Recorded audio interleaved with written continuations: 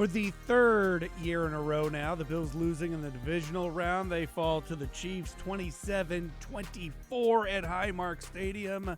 Their third loss to the Chiefs in the playoffs since 2020.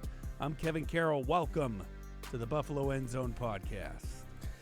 And I'm Jon Scott. And Kevin, this is exactly where you and I said would be a very interesting conversation to have should the Bills not get over the hump against the Kansas City Chiefs, because there's a lot of questions moving forward and there's a lot of head scratching and maybe, Kevin, the feeling of, my gosh, what has to happen for the Buffalo Bills to move forward in the postseason after years and years and years now of continuing to get the boot in the divisional round. The conversations with certain people, with the organization, all of that, I think are going to be really fascinating and challenging, and we'll start those here on this podcast. It's amazing, John, how time flies. There's part of my brain that still thinks that this Bills team, as is put together with Sean McDermott and Josh Allen, have only been around for a few years, but it's getting longer and longer, and we're seeing the same thing happen year after year with Sean McDermott, John. And one of the things we said going into this game was how important it was for head coach Sean McDermott to get past Andy Reid and the Chiefs and the playoffs. And that didn't happen. McDermott doubling as head coach and defensive coordinator this season. The defense not coming through when he needed it to, when they needed it to. So, again, you had mentioned this going into the game, that you don't see anything immediately happening to Sean McDermott, like them moving on from him. But, man, oh, man, we're getting dangerously close to that area of Sean McDermott can only get you so far. I think now is where, this offseason is where the conversation, I think, truly has validity of where are we with Sean McDermott? And as I've said, they just gave him a contract extension last summer. And Terry Pegula has gone through enough turnover with not only the football team, but yes, I think it does matter the amount of coaching changes and front office changes he's made over with the Sabres. It's not something that anyone wants to do. It's something he's done probably more so in short time than he ever would like to. And I think it's going to take a lot for him to say the one guy for both franchises that has helped bring incredible stability and success not seen for nearly 2 decades with this franchise, to just give him the kick to the curb because he's lost early in the postseason for 3 years in a row. They have not met their expectations, and I think there now is a point where you have to set the standard of AFC title, Super Bowl, with this talented of a roster, with this talented of a quarterback. It doesn't matter what the injury situation is. It doesn't matter if you're facing arguably one of the greatest quarterbacks and head coaches in NFL history and they're just constantly in your way. It doesn't matter. You have some of the pieces that should make this organization and this team go toe-to-toe and beat them. And they haven't to this point. It's funny because I'm getting messages from a college buddy of mine who's from Buffalo, who is on the side that says McDermott has to go. He literally messaged me and said McDermott has to go. And my response was, in this particular game, what did Sean McDermott do to warrant a response like that? And the fake punt is what he goes to. I would agree, it was stupid. It was a desperation move that didn't work, that they got so lucky that Mecole Hardman fumbles it out of the back of the end zone for a touchback, and it kind of was a wash. It was a desperation move because the defense was struggling. But if you're going to pin blame in this particular game on Sean McDermott, what, because the defense didn't play well for the first time in a long time? Maybe the injuries finally caught up with them. The linebacker spot was critical. It was not allowing the Bills to be as effective stopping the run, certainly, and Kansas City was really picking at them in that second level, whether it be Travis Kelce or some other people, because you have A.J. Klein and an inexperienced Dorian Williams or sometimes Tyrell Dodson in coverage. Like, that doesn't work. We know that. And so I'm not going to say I'm not going to give Sean McDermott a pass, and I don't think he's going to go anywhere. Not this time around.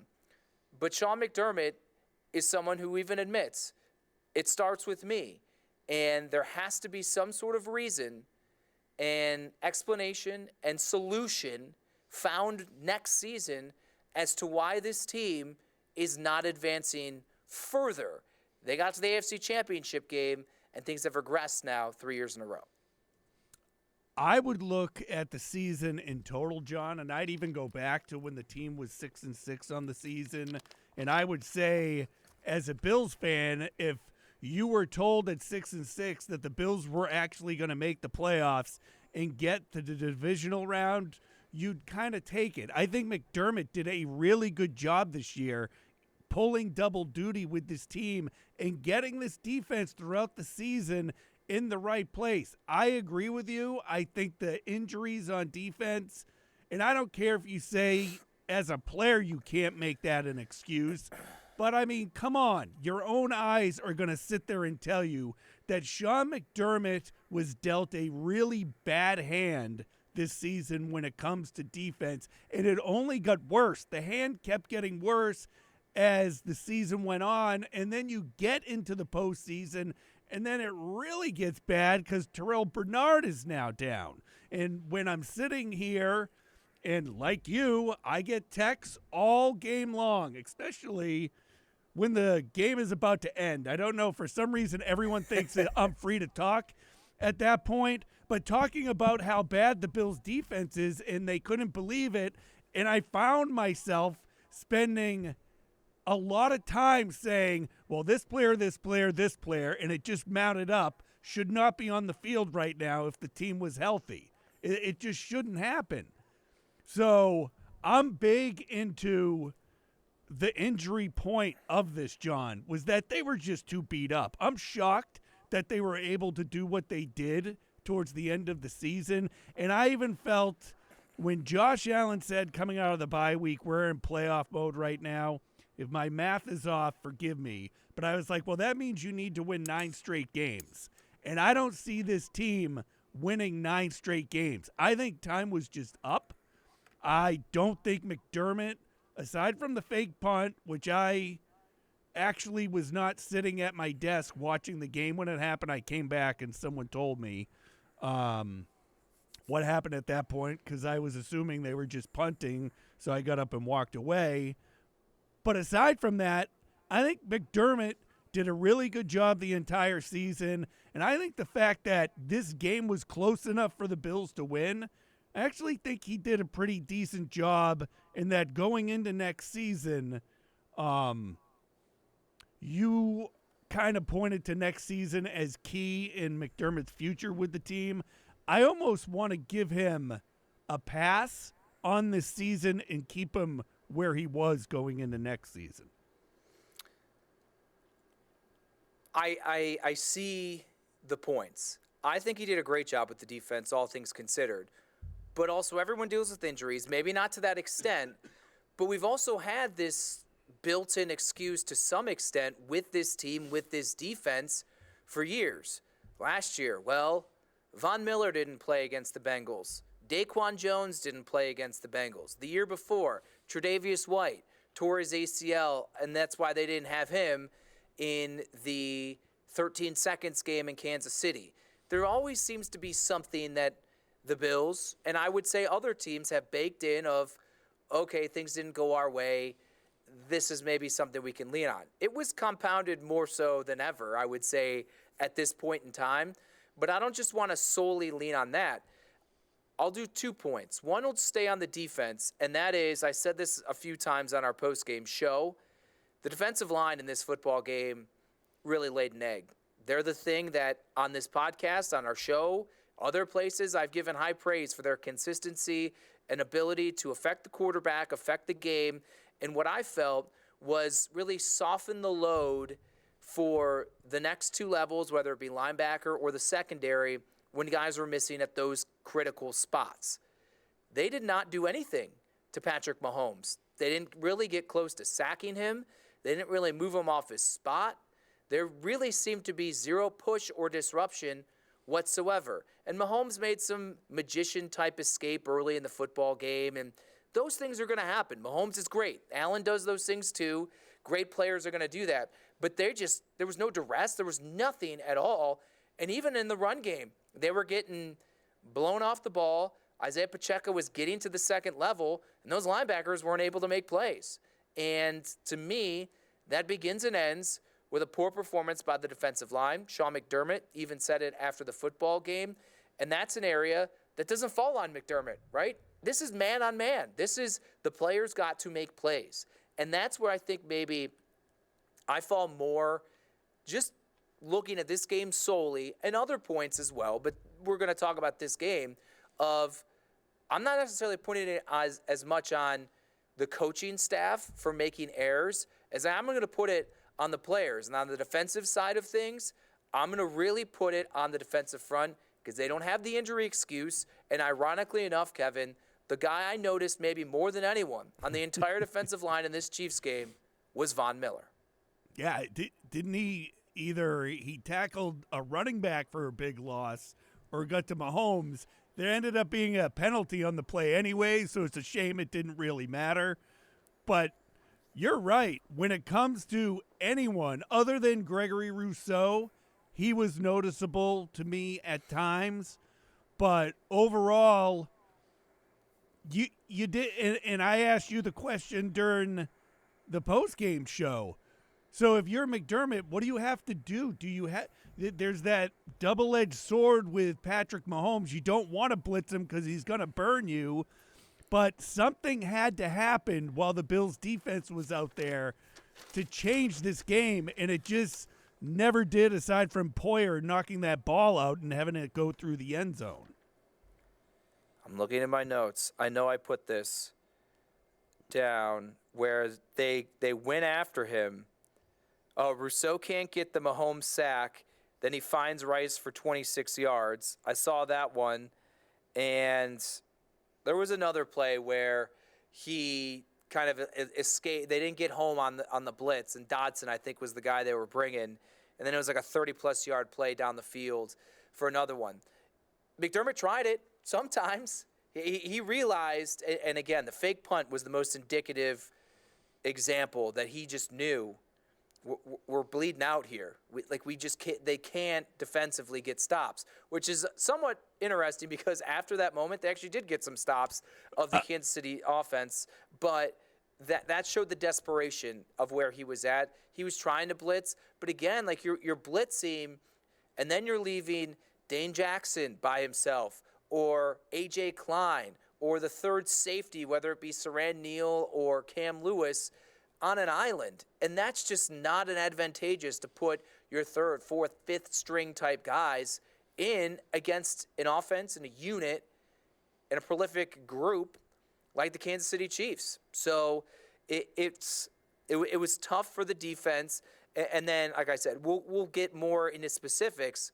But now you just look moving forward. Excuse me. You have Milano coming off a major injury. Bernard, you expect to be back healthy fully. You don't know about Tre'Davious White. You have Rasul Douglas. What's going to happen with the second cornerback spot? What's going to happen to Tre'Davious White? What's going to happen with the safety positions? Micah Hyde's a free agent. Jordan Poyer, he has one more year left, but who knows there? And then almost the entire defensive line outside of Greg Rousseau, Ed Oliver, and Von Miller are free agents. So that entire group, as good as they were in totality, you just don't know. And the Bills don't really have a whole lot of cap space. So it's a really interesting thing to look at because usually at the end of this game, it's what can we do defensively to improve the Bills to better match up against the Kansas City Chiefs. I don't necessarily think that's the conversation you're having going into this offseason. Yeah, I'm looking at the list. It's Taylor Rapjohn also set for free agency, a safety who was brought in that I think when it comes to Micah Hyde and Jordan Poyer, John, and changes to the Bills' defense coming up, I think that there's a lot there with this team that they are getting older, and it has to be realized that the history with some of these guys, it might just be time for the team to just move on from a lot of these guys, John, just age-wise, and get a little bit younger and faster. If you have that sort of flexibility. I mean, you can't do wide sweeping changes if you don't have the money to do so. And I don't think you also want to do completely wide sweeping changes when you have a quarterback like Josh Allen, which would mean you're still in some sort of a Super Bowl window, which is something, a conversation I want to get to a little bit later once we kind of work our way through the game and some of these things. I'll give you some time to think about it if you think the window's still open, where they are in that. But I want to transition to the second part of what I kind of take away from this game. And maybe it's not going to be popular, but I thought if the Bills were going to win this game, Josh Allen needed to be a star. He needed to be a star. And I think for a lot of the game, he was. But I felt whether it was Allen or it was the play calling or whatever it may be, was not necessarily given fully the opportunity to say, go win this football game and do it with your arm. I mean, he did most of his work with his legs. Kevin, he didn't even throw for over 200 yards. Can you imagine at any point in the past few seasons since Josh Allen ascended to this level that the Bills would be in a football game, have moments to win it against the Kansas City Chiefs in the postseason at home? And I would tell you, Josh Allen played a great game, Kevin. Josh Allen was good, very good, great. And he threw for 186 yards. It's almost unfathomable. It's like I can't believe it. Like, you're watching the game. He seems like he's making right decisions. They're moving the ball for so much of the game. He's being dynamic in some capacity. The guy didn't even throw for 200 yards. Like, no one. That to me is an indictment on the offense. Like, the defense, you knew the challenges they were up against. The offense did not do their part. And to me, Josh Allen was great. But whether he was just not put in the position to or just simply didn't make the plays when they needed to be made at the very end, 186 from him is unacceptable at this point in the season with all of the chips in the middle. Allen and the offense, John, did what they had done through most of the season. Was they hit a point in the second half where all of a sudden they were unable to do what they were doing in the first half, able to move the ball, John. And it's weird to see Patrick Mahomes and Josh Allen in a game like this where it's mostly running the ball was what was effective early in this one. And I think I said to you before the game coming up that I think the Bills can get to 30 points or so and would be able to win the game. And if they did get there, John, they would have won this game, but they were just unable to get there. And it was a head scratcher to me, that final drive before Tyler Bass kicked it wide right, on how they were methodically moving down the field, eating up clock, moving, inching closer and closer, that Allen took a kill shot to the end zone to Khalil Shakir when Stephon Diggs was wide open and could have picked up the first down. They could have kept moving, inching closer. And that's where it begins and ends with me, is your star quarterback, your hero quarterback, gets the team to where they need to be to win that game in that situation. And Josh Allen did not do that. So now we kind of expand it and look at Josh Allen's playoff history, right? How many times has Allen made the play to give the Bills the lead, to put them in the position to win a postseason game when it was tight, and do it successfully? I mean, you could go back to Houston, which he's a different player back then, but he's doing some crazy stuff and almost compromising them and putting them in tough spots. Then you get to the AFC Championship game, and yeah, they were a team ascending. Kansas City was at a different level, but he didn't play particularly great. You get to 13 seconds. That's the one time. And then last year against the Cincinnati Bengals, it was tough. He could not weather the storm and didn't play well. And then you look at this game. He played fine, but it was nothing dynamic. And that's not all on him. There's some other people that had opportunities to make plays for him that did not, like Trent Sherfield, like Stephon Diggs, some others. But he hasn't risen to the level that I think you would like Josh Allen to at the most critical times. Yes, he's had some playoff success against New England in the no punt game and 13 seconds and some other moments, but it's not like Allen has gone on these January heaters to where you're like, oh, he is actually playing like the best quarterback in football. And as dynamic as he was as an overall player, it also matters to make those plays and make the right decisions and make the throws, even in the most adverse circumstances at the most critical moments. And he has not done that consistently or honestly very much in these postseason failures. I was going to say, when you first posed the question, the only game that stood out to me was the 13-second game where he did everything possible he could do, but the team on the other side of the ball didn't deliver at the end of the day. You can go through all the other playoff games, including the Baltimore win in the divisional round, their one divisional round win, where that game came down to Taron Johnson with that interception return for a touchdown, because Allen wasn't doing anything during that game either, John. So you're right. When the team gets to the postseason, that you're not getting these performances like the Chiefs get from Patrick Mahomes. Like, we did a lot of comparison to Mahomes and Allen being like Brady and Manning. Allen still doesn't have that moment in the playoffs where you're like, this team is deadly because of Josh Allen. You have like bits and pieces like him running the ball in this loss against the Chiefs, but do you see a signature win in any of those games for Josh Allen? No. And here's the difference is after they make it to the AFC Championship game in 2020, everything else now, they're expected to be that good. They're expected to be the team that's going to the conference championship as many times in a row as Kansas City. They're the ones that are supposed to go to the Super Bowl. And all they've done is get bounced in the divisional round. They have not advanced further than the conference title game from 3-4 years ago at this point. And that's how you do that, is with signature moments from your best players. And Josh Allen hasn't yet to do that. Do I still think, from a talent standpoint, from a playmaking standpoint, that he deserves to be in the conversation with Mahomes and Burrow and I guess Lamar Jackson, a two-time MVP, soon-to-be two-time MVP? Sure.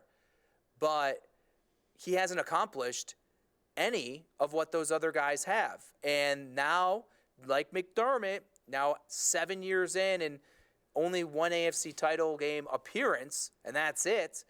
Now we're reaching the point in Allen's career where if you're going to talk about him and with these other guys, Burrow has a Super Bowl appearance, Mahomes has 2 rings and an MVP, Lamar Jackson has 2 MVPs, and we'll see how next week goes. He could also find himself in the Super Bowl as well, and then that's where, when you tier the quarterbacks, maybe Allen is now in that second tier or something with the Justin Herberts or whatever, the guys who are talented and show things, but they haven't accomplished what those other quarterbacks have. I think Allen is better than them. I think Allen deserves to be in that tier 1.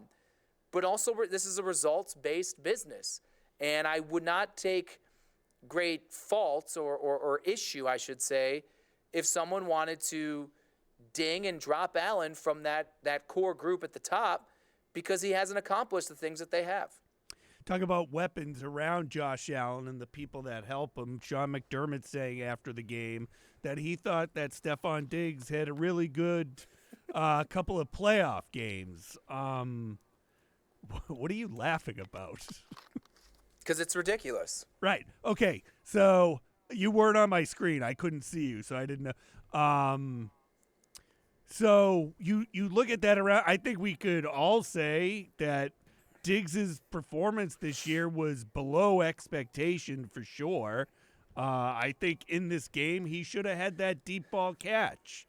You can say what you want about him being involved here and there, but now Allen, he's still in his prime, but his weapons around him are starting to get older. There's different ones now. James Cook, maybe Dalton Kincaid, maybe Khalil Shakir, John. To me, has just been so good. We don't need to get into it again, but it seems like they're going to have to change. I don't see Gabe Davis being back with the team next year. Other free agents are going to be gone. So we're probably looking at an entirely different group, for the most part, of the weapons that Josh has around him. This game encapsulated Stephon Diggs' season. 8 targets, 3 catches for 21 yards. How many games has he had this season with 7, 8 targets and 3, 4 catches for 30 yards or something? I'm looking at it. So remember, he had 5 100-yard games in the first 6 to start. Hasn't had one since. Then New England, 6 for 58, 9 for 70, 6 for 86. Then you get to the Denver, and this is where it really started going. 3 for 34 on 5. The Jets game, 4 for 27 on 8, and the Bills won 32-6 in that game. They were cruising. 6 for 74 the last time Diggs scored a touchdown in the Philadelphia game. Kansas City the first time around, 4 for 24 on 11 targets.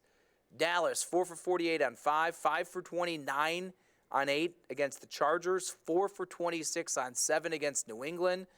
And then the last 2 games, the Miami finale, 7 for 87 on 8. You're like, okay, maybe he's back. 7 for 52 on 9 against Pittsburgh. And again, the Kansas City Chiefs, last game of the season, 8 targets for Diggs, 3 for 21. And he had the big drop. And that, to me, Stephon Diggs, week 4, week 5, week 3, week 1, he makes that catch. Stephon Diggs, year 1, 2, 3 with the Bills, he makes that catch. And I was talking with some other media people before the podcast after the game. I could probably tell you more things that I'm fairly confident in as to what I don't think is wrong with Stephon Diggs, rather than any confidence in what the hell has been going on most of this season since that hot start. I don't get it. I don't think Stephon Diggs could come out the gate, be the best receiver in football the first 6 weeks of the season, 5 100-yard receiving games in the first 6, and then just he hits a brick wall with age because he's 30 and he's no longer able to separate or good. That defies logic, right? I don't think that that's the issue. Is it an involvement issue? No, I just rattled off except for that little weird point in December, he's getting 6, 7, 8 targets. Should he probably be getting double digits? Yes. Well, whose fault is that? Is it the offensive coordinators? Is it Josh Allen's? Is it Stephon Diggs? Is he not getting open? Because don't tell me, well, Stephon Diggs is double-teamed, because he's been double-teamed his entire tenure with the Buffalo Bills, and he's still been elite. He's still been incredibly productive and involved. But so I could tell you again all these things that I don't think it is, but I don't know. But if you talk about the Bills' offense, the Bills need weapons. Figuring out what is wrong with Stephon Diggs, figuring out what went wrong with Stephon Diggs this back half is the number one thing you got to do first.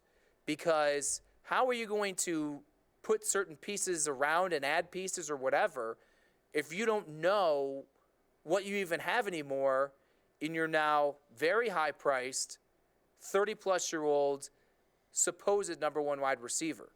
And he was not very productive and involved the back end of last season. And we saw what transpired then in the ensuing offseason with all the drama and storylines of whatever was going on with him. And it carried over for 6 months, 6, 7 months. Where are we now? Because I don't anticipate hearing from Diggs until training camp next season. Right. So I don't know where this goes from here. But the eye test and then the numbers just were so startling of a drop-off that it's amazing that is maybe the biggest question on the offense going into the offseason is what in the world is the deal with Stephon Diggs? And it's not just about is he happy or not. It's about the player and the production itself. Sitting here right now, John, right after the game, I was thinking that to myself is Stephon Diggs no longer the number one part of this Bills receiving core. Does that need to shift at this point? And, I mean, it's so hard to say. I don't know. Are we going to find out later on this week that Stephon Diggs had some injury that a la Cole Beasley a few years ago? Wasn't he playing on like a broken leg or something weird like that, where there was something that they weren't really talking about, but he played through, and maybe that's why he didn't see as much time on the field in December, and then the playoffs came around, and when they had to win, they ramped him back up a little bit, but he just wasn't right. It's possible, but I'll say this. If Stephon Diggs is no longer the top receiving option on this offense, then they are in a world of hurt next season. Because even if you draft a receiver in the first round, is that guy going to instantly be the number one target? Is Dalton Kincaid going to ascend in the second season to be the number one target over Stephon Diggs? Do you want your offense to evolve into a second-year tight end is the number one option in the receiving game? I like Khalil Shakir. That guy cannot be the top option on your receiving core. He can't. That's just not the type of receiver that he is. He's just not dynamic enough and can't take over games the way someone like Stephon Diggs can. So that's why, again, I say figuring out what is up with Diggs and remedying it is the most critical thing going into next season, because if he's not what he's been or close to it, there's no way the Bills can infuse enough other pieces in this offseason on the offense for them to even maybe maintain what they were this year. And certainly it was clear the offense has to be better. So, as a whole, where do you think this team stands right now as far as Super Bowl aspirations, playoff aspirations? Are we maybe looking at a season ahead where the Bills don't even make the postseason, John? Because I'm kind of starting to lean that way, unless there's something. They barely got into the postseason this year, and I just think if things aren't corrected, if there's not some improvement somewhere, that we might be looking at a season coming up where the Bills might not even get into the postseason. Legitimately. Like, not by some fluke, but they're just not good enough.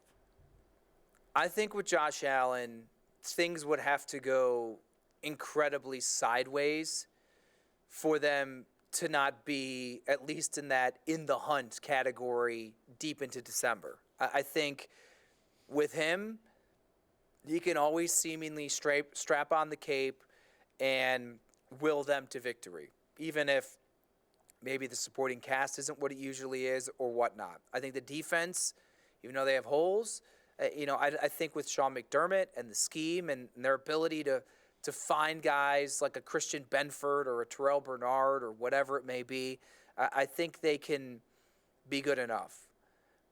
But do I think their window of being a legit Super Bowl contender is – I think that's closing, and it may be closed. I think this cycle in maybe the Josh Allen window of opportunity – this version, this block, I think it's over. I think that's the block that had Jordan Poyer and Micah Hyde and Tre'Davious White and maybe Stephon Diggs and some of these guys that have been around for a while, Gabe Davis. I think it's going to be maybe more roster turnover of substantial key contributors than we've seen. It's not just going to be, they lost Harrison Phillips. Or they lost Shaq Lawson and Jordan Phillips. They lost Tremaine Edmonds.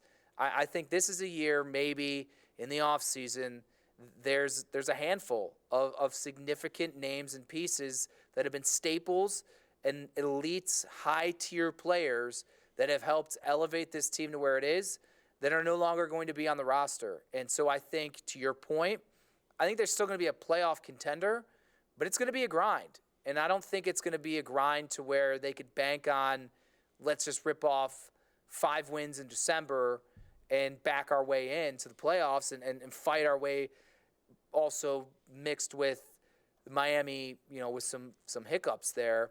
I think the division's going to be stronger, and I think the AFC as a whole is going to continue to be tough.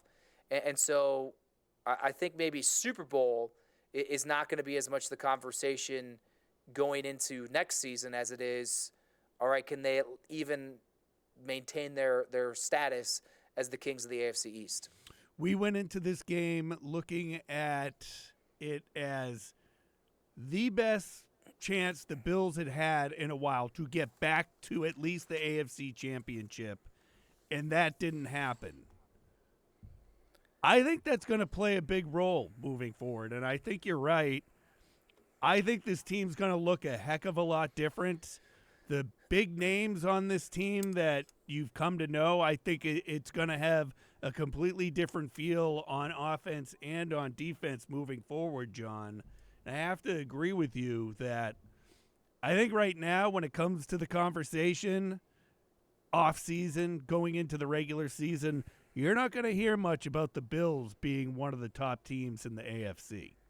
And they can't really do things to make you think otherwise with the roster. It was, oh man, 13 seconds, that really sucked, and what are they going to do to get over the hump with the Chiefs?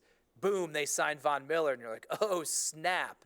And then a year ago, it was the offense struggled a little bit down the stretch. They dealt with some injuries, the DeMar Hamlin, all of this outside stuff.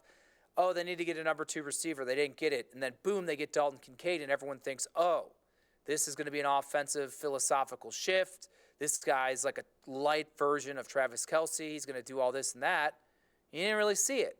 And so I don't think they have the assets and are in the position to make seismic moves that would instill the belief that, hey, yeah, you have Josh Allen, but what else do you have? And feel that they have it. So I'm there with you on that one. One final thing, at least for me, that I want to ask instantaneously tonight that we can further discuss because it'll be asked to a lot of players and the Sean McDermott, Brandon Beane this week during locker cleanout and season-ending stuff. Where do you stand on whether or not – 2 things. I'll give you 2 things. Where do you stand, number 1, on Joe Brady and whether or not the Bills should retain him and remove the interim tag and keep him as offensive coordinator, or if they should look for an outside voice? I think they should keep Joe Brady. I think what he did when he took over as offensive coordinator brought new life into this Bills offense in their plan of attack. I think he has a good working relationship with Josh Allen. So I'm 100% going into the playoffs, and even at this point, I would want them to keep Joe Brady as offensive coordinator. I'm on the other side. And I'll be honest with you, I liked what Joe Brady, I did at points. I think even right out the gate in this game, Diggs is in the backfield getting the handoff. They're moving the ball well. I think he did some nice things, and maybe with the full offseason, he could really put his stamp on this offense. To me, it's just more remove Joe Brady from the equation. I just think it's time for a new voice for Josh Allen. I think Brian Dable into Ken Dorsey, now into Joe Brady, is a lot of the same. And they're all not the same coordinator. And again, Joe Brady may be able to, with a full offseason, massage the offense more into what he would like, where it wouldn't look what Josh Allen and things have been doing for years now. But I don't feel Josh Allen has continued this upward climb these past couple of years since Brian Dable left. Maybe that's a Ken Dorsey issue, and maybe Joe Brady can get him back on the up and up. But I just feel the offense as a whole has not operated as consistently and as smoothly and as easy as it did earlier in the Brian Daboll tenure. And I think it might be good for Allen to have a new voice, a new look of things, and this Bills offense to operate in some capacity differently, especially since maybe there's going to be a decent number of new pieces in it. So the fans will be clamoring for Frank Reich to become the new offensive coordinator. I think I've seen that already. You had 2 questions for me, John. My second one is this. Sean McDermott, the defense, numbers-wise, and all things considered, I think did well. But do you think it is the right move for the Bills next season to keep Sean McDermott as the defensive play caller, or should he go back to strictly as the head coach and find somebody else to be the defensive coordinator? I'm kind of on the fence on this one, I got to be honest with you, because I liked what Sean McDermott did as far as being the defensive coordinator goes, but I don't like that setup. I don't like the head coach pulling double duty, and I really think that they need to bring in someone else to fully focus on the defense and let Sean McDermott get back to really coaching the team as a whole and not focusing a lot more on the defensive side of the ball. I, too, am on the fence. I think McDermott did a great job. Here's why I think he will remain the defensive play caller. If the seat is as warm as I think it's going to be going into next season, why would he not want to almost control more of his own destiny, right? And if it's, well, I'm going to bring in a defensive coordinator. What if it doesn't work? The defense isn't as good. We don't succeed, and then he gets fired after what he did with the defense this year. That maybe wouldn't be the best survival tactic for Sean McDermott. And I think maybe he also could say, hey, look what I did without Matt Milano and Daquan Jones and Tre'Davious White and Terrell Bernard and all these people and Von Miller, not Von Miller. Look what I did with all that. Give me those guys back. Let's see if we even have half the injuries, what this defense can do consistently throughout the year. Maybe that's the way he looks at it. I agree with you. I think it would help McDermott in areas that he's not as good at. Game management, game decisions, in-game stuff. I think it would maybe help him if he was not strapped with the responsibilities of defensive coordinator as well. But I just don't see it. And I think the defense, you'd really have to find a bright mind. And I don't know if it would be like a Bobby Babich or a John Butler, or someone internal to call plays, who's maybe some of them never done it before, or an outside guy. I don't know how that would work. Now you're maybe bringing in too much newness. So I'm not sure. I think I'd probably lean on. I would like it if they had someone separate, but I just think it's going to remain McDermott into next season. All right, well, here's what we got coming up. Locker cleanout coming up to start the week. We'll hear from players. We'll hear from head coach Sean McDermott as the week goes on, general manager Brandon Beane. So we still have a lot more to get to, John, and we will have another podcast coming up a little bit later on in the week once the Bills set the schedule on when we're going to get some of the information that we need. So, again, Bills season 3 years in a row ends in the divisional round, and they can't get past the Kansas City Chiefs still in the postseason. They'll probably beat them during the regular season next year. At any rate. Home. Yeah. At home again. At Highmark Stadium again. For Jon Scott, I'm Kevin Carroll. As always, thanks for joining us, everyone.